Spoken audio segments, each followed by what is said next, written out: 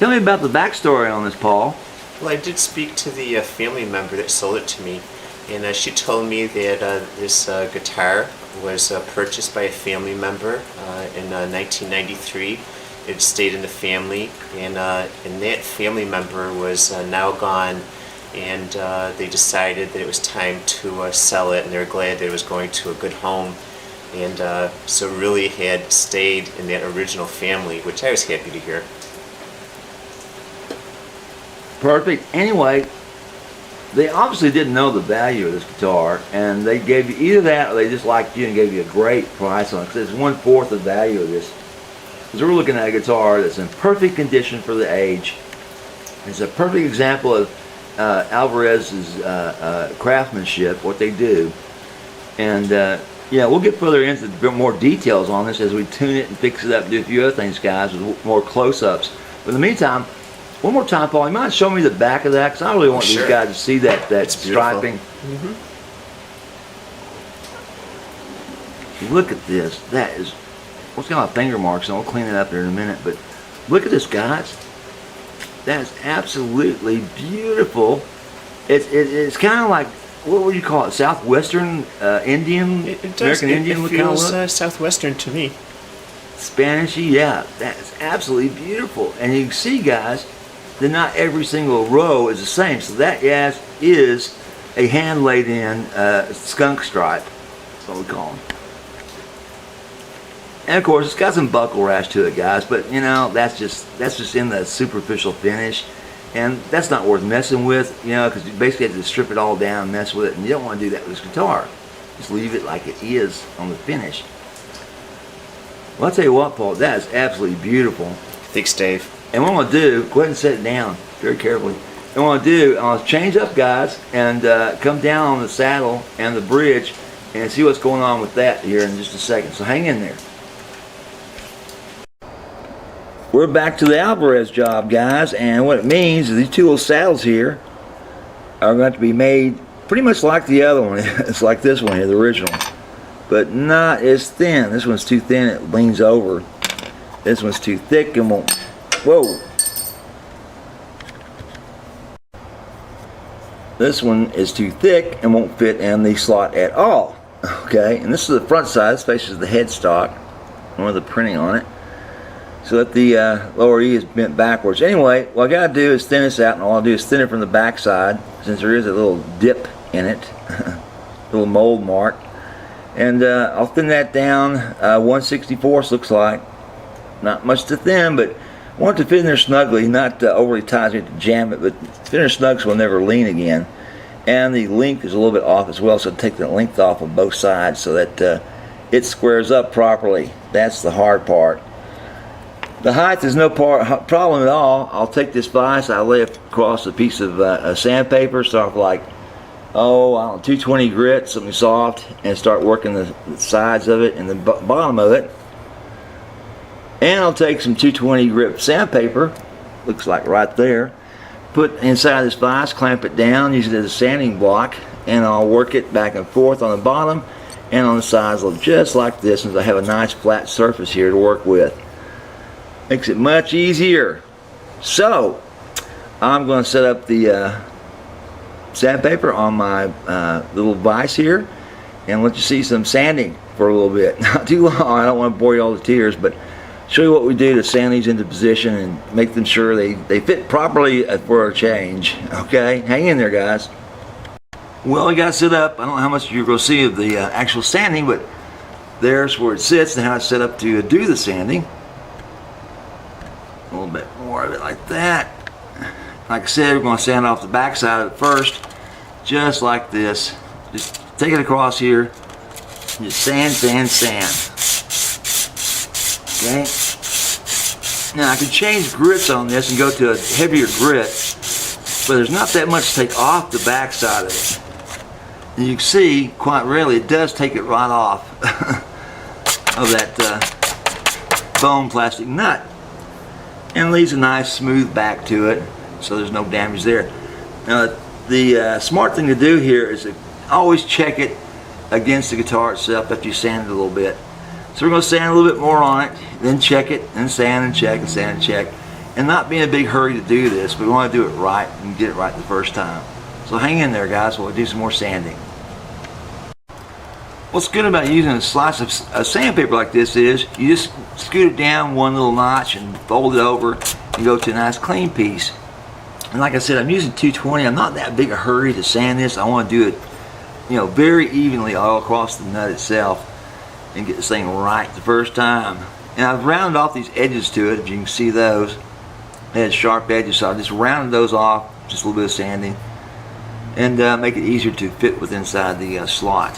So, time to do some more sanding. Hang in there, guys, while I show you what I'm doing. This is what it is, just back and forth, putting pressure in 3 different spots on the end and in the middle, and just taking it across the sandpaper, you know, as best I can.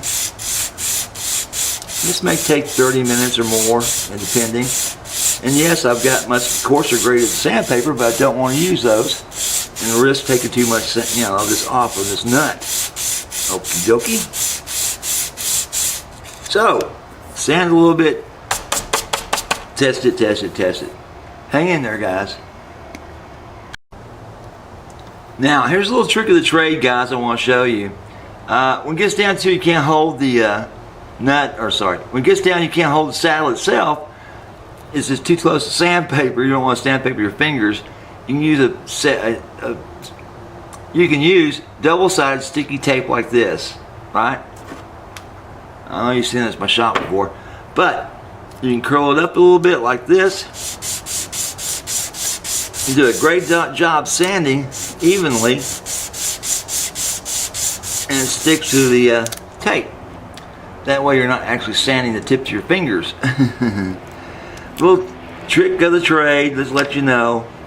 There are different ways of doing this, so you have to actually file away all your fingerprints. Okay? So, time to move this again. Time to do more sanding and fitting, sanding and fitting. It just keeps going till you finally get it to fit. So hang in there, guys. Okay, what we'll do now, I want to get a measurement on this guitar, this Alvarez, and I marked the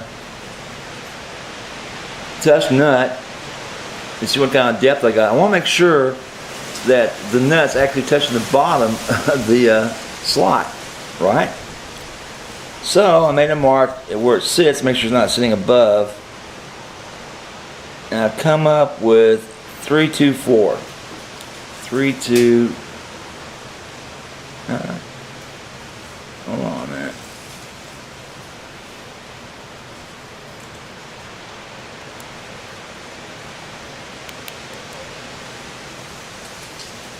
Come up with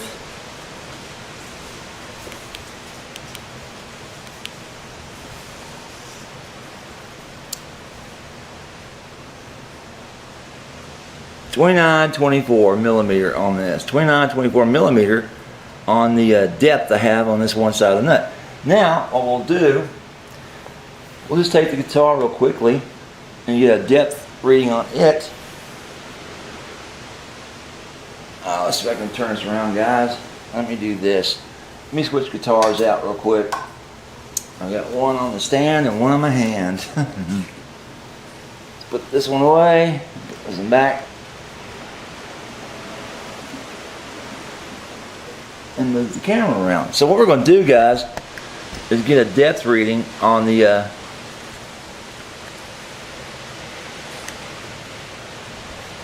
slot for the saddle. I've got 29-24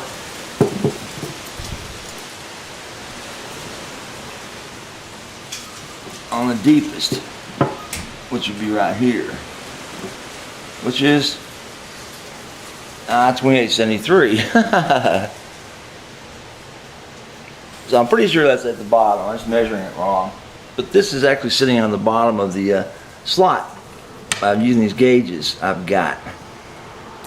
This tool I have. Just marked it very badly. Anyway, now we know that it's sitting there flat, and the thing to do next of all, and it's going to probably take a little longer than just shaving it, we got to take off about a third of that marked line. that you see right there, about a third of that's got to come off to get the height proper and adjust to the other nut. I'm sorry, and adjust to the other saddle. And I'm going to look up a few things and make sure that even the other saddle didn't seem to come with the guitar. Make sure that that is the proper height for the Alvarez, as far as the height, how you know what the saddle height should be. So I'll check that on the internet before I do anything about shaving this nut, shaving this saddle. God. Okie dokie. So next step is to go on the internet, check the height of the saddle on this particular model, get that squared away, and then come back and shave off the appropriate mount to make this thing fit properly. But so far, I've got a perfect picture fit on that, except it's just too high. I mean, even looking at it, I can tell that's too high. But, you know, the action would be way too high on this guitar, leaving it like that. But I want to make sure before I shave too much off, that I shave just enough off and save just a little bit back, just in case. So hang in there, guys, while I figure what to shave off this thing. Well, guys, everything I can find on the Alvarez says just shave it to play. There's no set height that it recommends on any of this. Anyway, what I've done, I've taken the old saddle and I've made a mark across it, the new saddle, and I'm going to shave down to that part, which is a little bit less than the actual where the saddle is. I'm not going to take as much off. I'm going to test it first. I'm going to take it down this much, then test it, okay? Just to be safe, on the safe side. Hope that makes sense. But I'm just a hair's breadth of the actual height of the old saddle, which didn't fit too well. And I just want to make sure that I leave just a little bit more left on there. And then if I have to take more off, I can take more off. Does it make sense? And I'm back to my little shaving spot again. My sanding spot.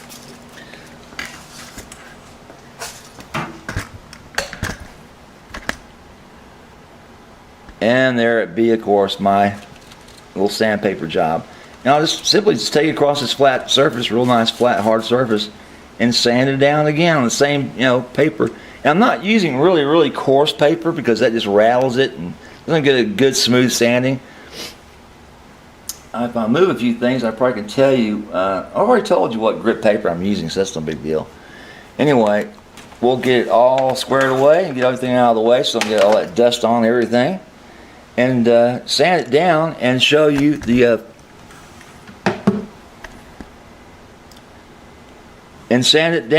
final placement with it inside the guitar.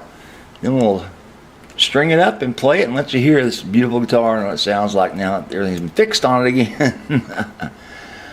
But in the meantime, I got to move the camera around a little bit. I'll show you a little bit of what sanding involves. It's not that big a deal, but people have always told me, show me everything, show me everything. So I'll do my best to show you everything we're doing on this particular job here. But I've got to definitely move this camera about and turn off for a second. So hang in there, guys. And there we are. Got a new piece of paper set up. And I'm going to just take this in hand and just gently go at it, guys, till I get to that line. And, you know, no sense in rushing it. Just want to do it nice and smooth. Get even pressure on all points of the saddle.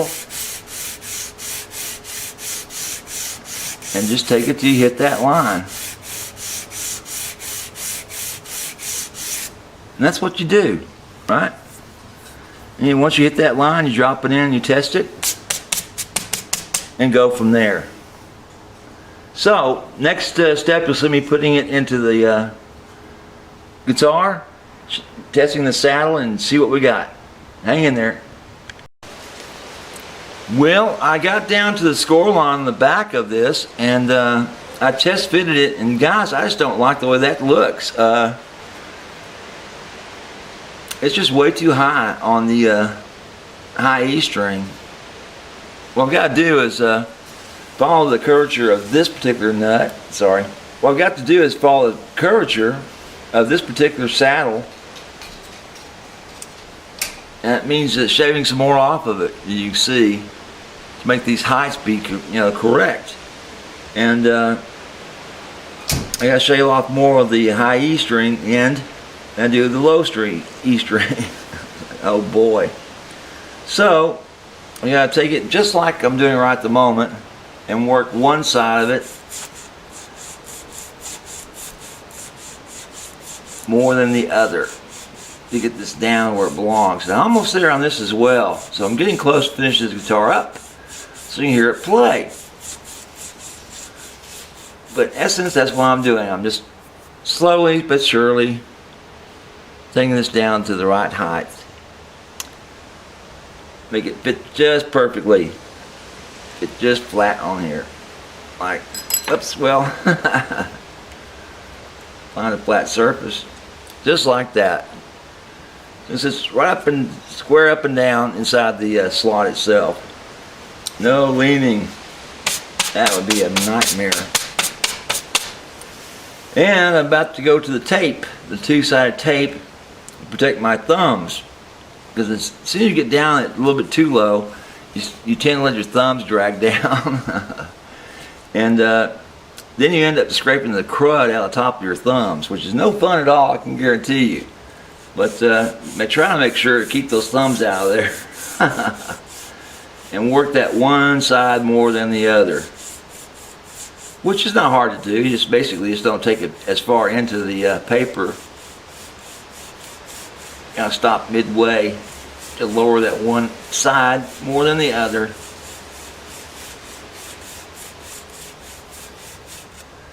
It won't take long to get down there either. But that's where we are right now. And we'll still work on it until we get this thing squared away and it's just perfect. So hang in there, guys. I guess the one thing that kind of bothered me about Alvarez guitars is how close their pins or their strings are to their saddle. And that's really, really close. It's a very small bridge on these guitars compared to most. Most of them are at least double this width away from the saddle itself. But people seem to like them the way they play. So, next step, like I said, is to string this baby. This next step is to string this baby up, and we've chosen some really nice strings. Some earthwood, right? Phosphorus bronze guitar strings. Really bright, beautiful sounding strings on the guitar. And we're going to string this baby up and show you that. Meantime, we're going to get turned. Meantime, we get turned around so it'd be easier for me to reach and set this camera up too. So hang in there, guys. Okay, guys, we've got the Alvarez set up and fixed up and running like a top. But new strings, obviously, is going to go in and out like crazy. But once you hear this today, that's what I love about my job. I get to play some great guitars.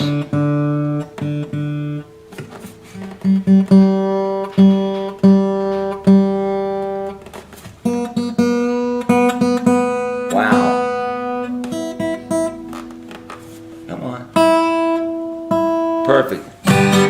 Listen to that. That just booms.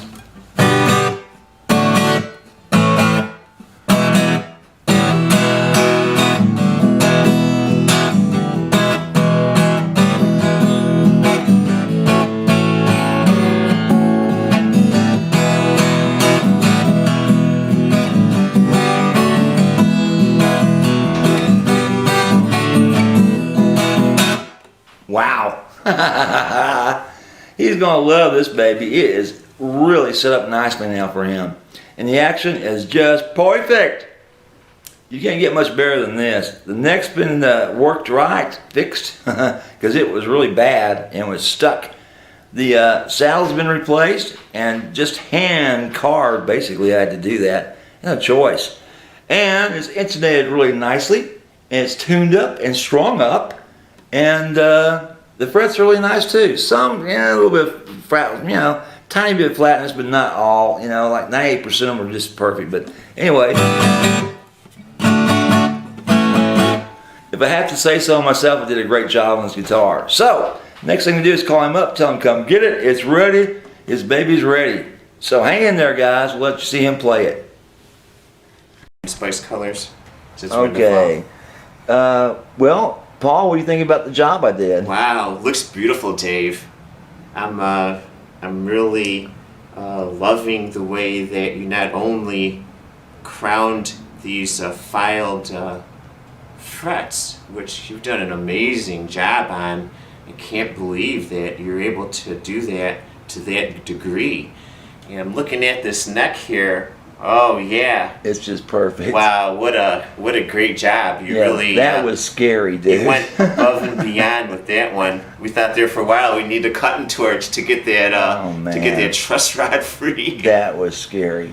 But Wow. we got the saddle done. It's set up perfectly. Yeah, the you know. tusk saddle, and that required quite a bit of sanding, didn't it, Dave? Yeah, about 2 hours worth. 2 hours worth. Oh my gosh. Yeah, I put it up on my vise here, and I was just basically just do this back. You'll see in the video, but I just do it back and forth. Yeah. And the thing is, you just don't do that because you have to shape them because they're Beautiful. square, Oh yeah. but your slot is a long oval, Yes, right? that's right. Yes, so you have it to is. actually you have to shape the sides too, and the edges, Wow. all that good stuff. Woo. But it came out. Go ahead and play. Let's hear it. Oh man.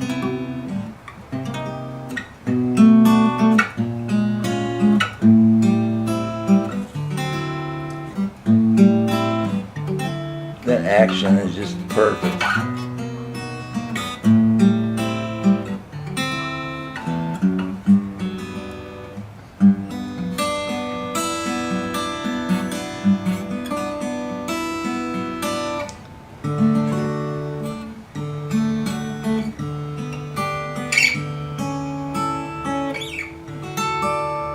Yeah, that's great. Beautiful. I'm glad you like it because that, like I said, was telling you off the camera. The guy that had that filed those so flat, and he filed them in just oddball spots. It's like there was no rhyme or reason to the flatness or how the depth he went to it. So it's like whatever he was thinking, or just absent-mindedly, would file the middle too short or file the edges too short. It's like, what's he done here?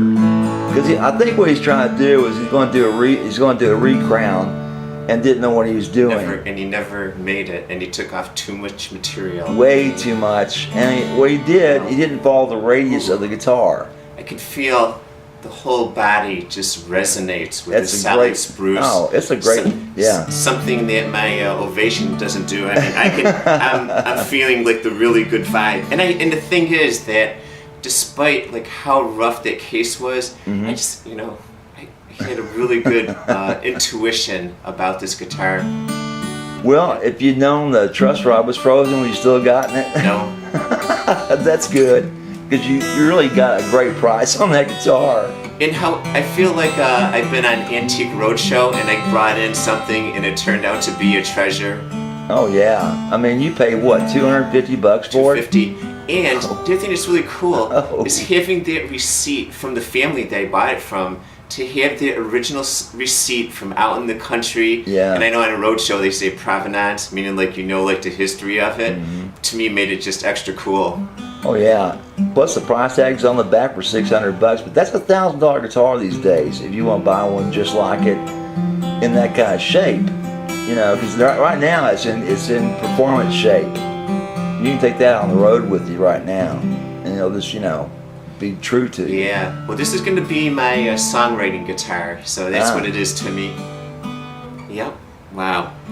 Beautiful. But like I said, I wanted to go deeper, and I just couldn't, because that meant taking that safety tape off, and that's never a good idea, No. That's what he did.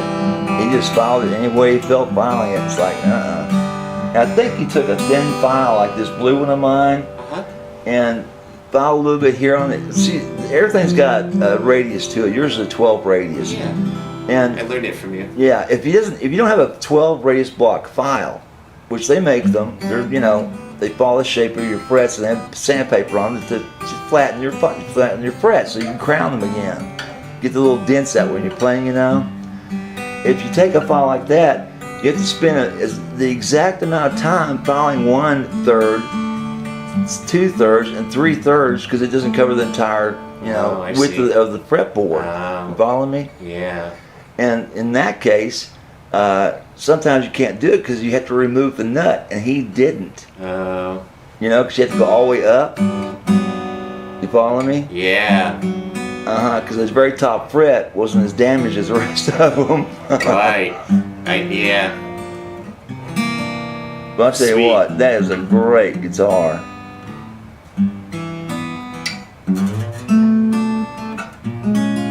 Alrighty. Well, guys, if you have any questions, give me a holler. Dave in Texas. Bye. Say Thanks, goodbye, Dave. Paul. You You're did welcome. an amazing job. I sure appreciate it. Thanks.